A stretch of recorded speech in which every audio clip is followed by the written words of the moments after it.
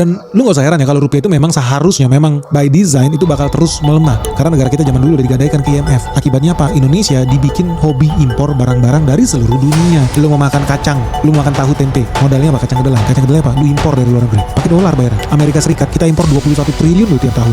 Dari Kanada impor 2,3 triliun tiap tahun buat impor kacang kedelai. Bukan cuma itu, tahu tempe lu masak pakai apa?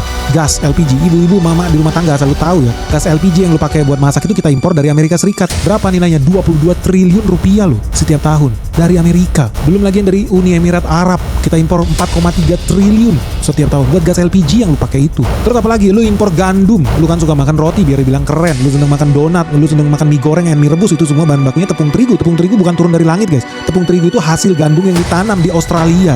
Nilainya 15 triliun kita impor dari Australia. Ada juga yang ditanam di Kanada. Nilainya 14 triliun. Ini semua kita bayar pakai rupiah loh, yang digadaikan ke dolar. Dalam satu tahun impor gandum kita itu tembus 60 triliun. Gila guys. Lebih gila lagi, karena hobi rakyat Indonesia adalah memperkaya Singapura, kita apa yang kita lakukan? Kita impor bensin guys. Kita impor minyak dari Singapura. Satu tahun bisa 200 triliun. Dari Malaysia kita impor minyak juga, nilainya 81 triliun. Gila Indonesia nih. Raja Arab udah kaya banget, tapi kita tetap impor minyak biar dia tambah kaya. Nilainya 50 triliun rupiah setiap tahun. Dan lu tahu itu semua kita impor pakai apa?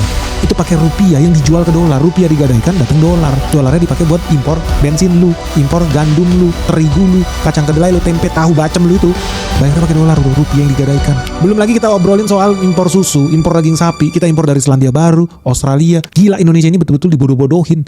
Karena apa? Negara kita sudah digadaikan ke IMF, ke luar negeri. Tentunya ya karena presiden pengkhianat bangsa itu yang lu bilang sebagai pahlawan, padahal prestasinya dia apa? Jual negara kita ke IMF, jual wilayah kita ke Australia.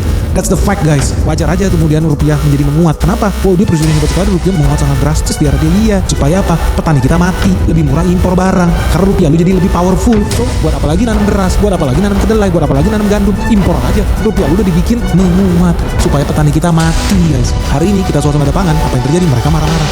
Kita tidak impor lagi, mereka marah-marah. Indonesia sebentar lagi tidak lagi menjadi budak dolar. Karena semua bahan makanan itu kita impor pakai dolar. Dari sini lu udah tahu bahaya. Karena kalau makin banyak penduduk Indonesia yang hobinya kawin dan punya anak ini, makin banyak penduduk kita, makin tambah tahun, makin jadi budak lah kita. Karena semua makanan lu kita impor pakai dolar guys.